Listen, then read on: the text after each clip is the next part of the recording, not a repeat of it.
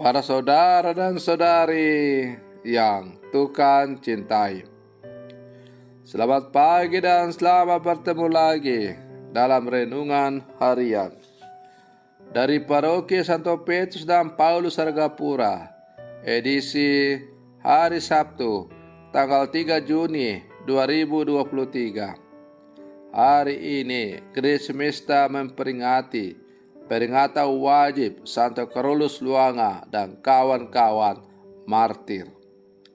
Mengawali hari yang baru ini, kita hendak mendengar dan merenungkan sabda Tuhan. Marilah sebelum kita mendengar dan merenungkan sabda Tuhan, kita berdoa. Dalam nama Bapa dan Putra dan Roh Kudus. Amin. Allah Bapa, sumber keteguhan iman, darah para martir telah Engkau jadikan benih iman umat Katolik. Semoga gerejamu yang sudah disuburkan dengan darah Santo Carolus Luanga dan kawan-kawan semakin bertumbuh dan menghasilkan panen yang berlimpah. Bersabdalah ya Tuhan, kami siap untuk mendengarkan. Terpujilah Engkau Bapa, Putra dan Roh Kudus, kini dan sepanjang segala masa.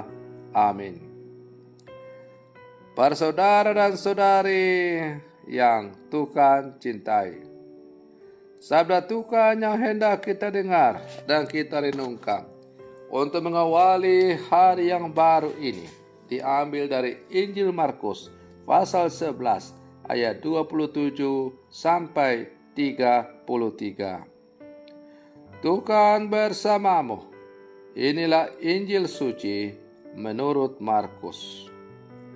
Beberapa waktu sesudah mengusir para pedagang dari halaman Bait Allah, Yesus dan murid-muridnya tiba kembali di Yerusalem. Ketika Yesus berjalan-jalan di halaman Bait Allah, datanglah kepadanya imam-imam kepala, ahli-ahli Taurat, dan kaum tua-tua. Mereka bertanya kepada Yesus, "Dengan kuasa manakah Engkau melakukan hal-hal itu? Dan siapakah yang memberikan kuasa itu kepadamu sehingga engkau melakukan hal-hal itu?" Yesus menjawab, "Aku akan mengajukan satu pertanyaan kepada kalian. Jawablah aku, dan aku akan mengatakan dengan kuasa mana kulakukan hal-hal itu. Pembaptisan Yohanes itu dari surga atau dari manusia?" Jawab mereka. Mereka memperbincangkannya seraya berkata, "Jikalau kita katakan dari Allah," Ia akan berkata, "Kalau begitu mengapa kalian tidak percaya kepadanya? Tetapi masakah kita katakan dari manusia? Sebab mereka takut kepada orang banyak, karena semua orang menganggap bahwa Yohanes betul-betul seorang nabi." Maka mereka menjawab kepada Yesus, "Kami tidak tahu." Maka kata Yesus pun kepada mereka, "Jikalau demikian, aku pun tak akan mengatakan kepada kalian dengan kuasa manakah aku melakukan hal-hal itu." Demikianlah sabda Tuhan. Para saudara dan saudari yang Tuhan cintai, Santo Carolus Luanga dan kawan-kawan yang kita peringati pestanya pada hari ini menjadi korban kekuasaan absolut Raja Mwanga yang kedua di Uganda. Sang raja tidak suka bahwa ada warganya yang bertobat dan menjadi seorang pengikut Yesus. Kekuasaan politis dimaui dan diperebutkan oleh banyak orang karena memungkinkan seseorang memaksakan kebijakan yang dikehendakinya kepada warga yang lain. Tidak hanya mendapat fasilitas, orang yang berkuasa akan dihormati dan dipatuhi. Di alam demokrasi, kekuasaan politis diamanahkan oleh rakyat demi kepentingan rakyat, sehingga perlu ada mekanisme kontrol agar kekuasaan tidak menjadi sewenang-wenang. Legitimasi kekuasaan datang dari rakyat.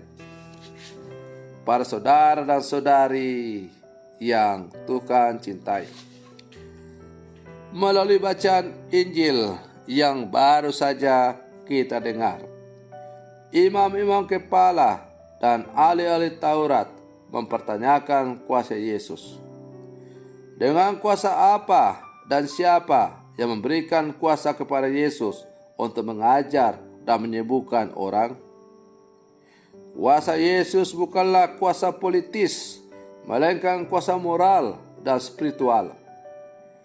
Kekuasaannya tidak datang dari manusia, tetapi dari Allah sendiri dan dipertanggungjawabkan kepada Allah. Yesus datang bukan untuk mengubah undang-undang dan kebijakan publik, melainkan untuk mewartakan hukum dan kebijaksanaan Allah. Kuasa Yesus bukanlah kuasa untuk menundukkan dan mendominasi, melainkan kuasa untuk mengabdi dan melayani, agar orang semakin mengenal dan mengasihi Allah. Dalam perspektif ini, yang kelihatan lemah dan kalah di mata manusia, bagi bisa kuat dan menang di hadapan Allah. Dalam arti ini, Santo Carolus Luanga dan kawan-kawan bukan korban, melainkan pemenang. Para saudara dan saudari yang Tuhan cintai, maka sebagai murid-murid Yesus yang hidup sama sekarang, mari kita terus berjuang membangun kehidupan kita dengan mencontoh teladan semangat iman, semangat pengorbanan, semangat kemartiran dari Santo Carolus Luanga dan kawan-kawan. Demi iman kepada Kristus, mereka tidak segan-segan untuk mengorbankan nyawanya. Bagi Carolus Luanga dan kawan-kawan, lebih baik mati daripada mengkhianati Yesus. Apakah kita juga dalam seluruh kehidupan kita rela mati demi Kristus? Kita rela berkorban apa saja demi Tuhan yang kita imani? Ataukah ketika iman kita mengalami tantangan-tantangan, kita berjuang mencari aman dengan melarikan diri, bahkan tidak jarang menyangkal Tuhan Yesus? Para saudara dan saudari yang Tuhan cintai, dengan demikian bacaan Injil hari ini semakin mengajak kita untuk semakin beriman yang sungguh-sungguh dalam kehidupan kita. Maju terus berlangkah pantang mundur, teguhkan imanmu kepada Yesus, karena Yesus akan selalu berjalan bersama dengan engkau. Semoga demikian. Selamat pagi. Tuhan Yesus memberkati.